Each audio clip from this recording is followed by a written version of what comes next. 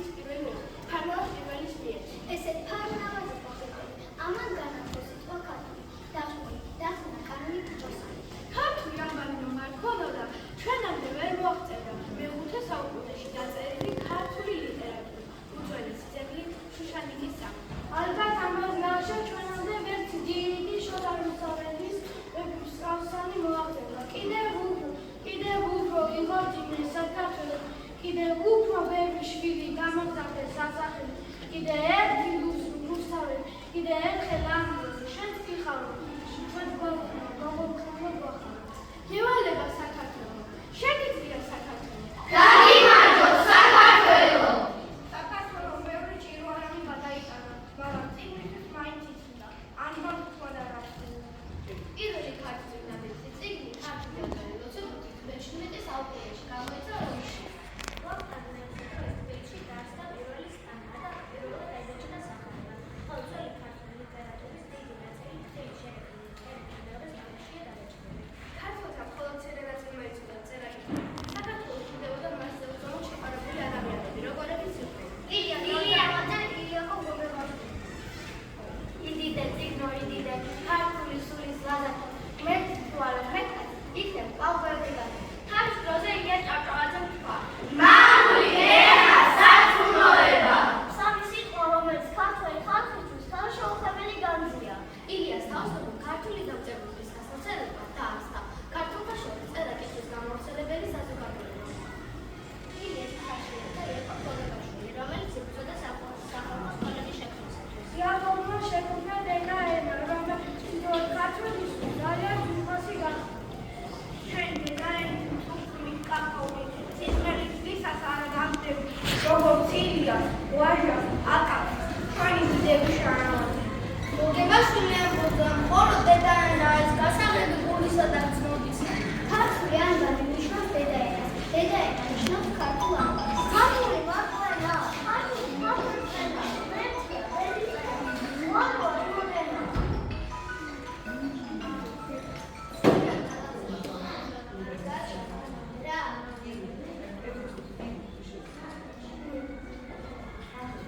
ქართულმა ხალხმა დედაენას ძეგლი დაუდგა. ჩვენი წიგნი, ჩვენი ენა ქართული, ოქროს მია სიმება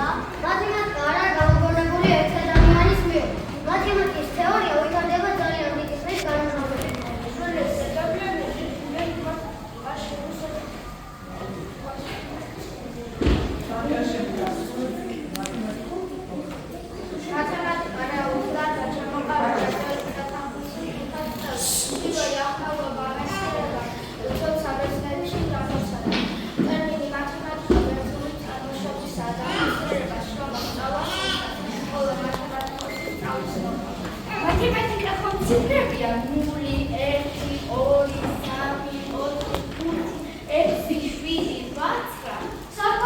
საკვალისია. დათვლა შემდგას ვერ დაასრულეთ. მათემატიკა მხოლოდ ციფრები არ არის. დიდია მათემატიკის მნიშვნელობა ყოველდღიურ ცხოვრებაში.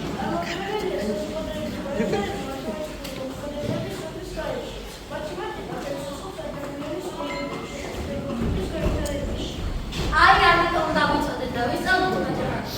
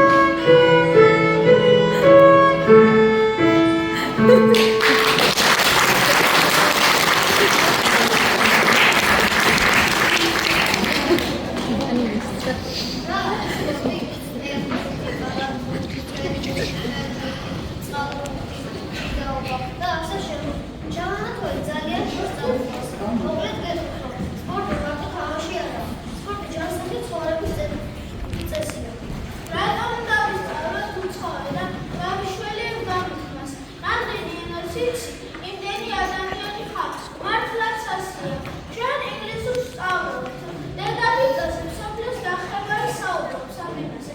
თუ გვინდა ურთიერთობა დავამყაროთ სხვადასხვა ხალხებთან, საჭიროა ვისწავლოთ ენა.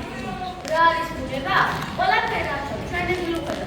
მთები, ტყეები, მდინარეები, ზღვები, ოკეანეები ადამიანის ბუნების ნაწილია. იმ ბუნების ნაწილი, რომელიც თავისივე კეთილდღეობითი საზიანებს და საფრთხეს უქმნის. ამ საქმის მეშვეობით ვიგებთ ბუნებრივი მომენის შესახებ. რა არის ბუნებრივი მომენა? ქარიშხალი, ჭექა-ქუხილი, მიწისძვრა, წვიმა და წვიმის მერე ულამაზეს ფერებთან ცისარტყელის გამოჩენა. ამ საქმის მეშვეობით ვიგებთ ნაძავს მნიშვნელოვანია ეკოლოგია. რომ უნდა გავუქმოთ, რადგან ბუნება ჩვენი სიცოცხლის ნაწილია. მისი ცობით გვაქვს ჯანსაღი უსულთა ჰარი, ჯანსაღი საკვები და უსაფრთხო გარემო. გავუქმოთ ბუნებას, ის ჩვენი სიცოცხლის ნაწილია. მისი წყალობით გვაქვს სულთა ჰარი, ჯანსაღი საკვები და უსაფრთხო გარემო. ის დიპლომატიაზე კომპიუტერთან მუშაობს სწავლობს. რა არის კომპიუტერი? კომპიუტერი ელექტრონული მანქანაა, რომელიც ამუშავებს ინფორმაციას. დღეს ტექნოლოგიების ეპოქაში სასწავლო მნიშვნელოვანია კომპიუტერის ცოდნა. თუმცა წიგნს კომპიუტერი ვერ ჩაანაცვლებს. კომპიუტერთან ერთად საჭიროა წიგნის კითხვა, ყველასადრის სწავლა. სწორედ ასე მივიღებთ საჭირო და მნიშვნელოვანი ინფორმაცია.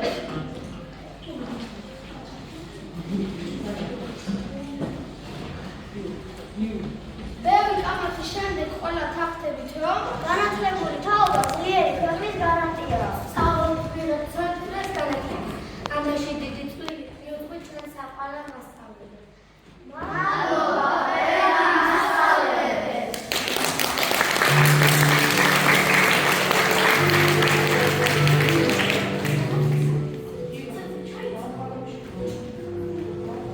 შეუყვარლობის შრომის, სიყვარულის, ხარდაჭერის, ვერჩიტყობის, გაცილების და მოწმინების.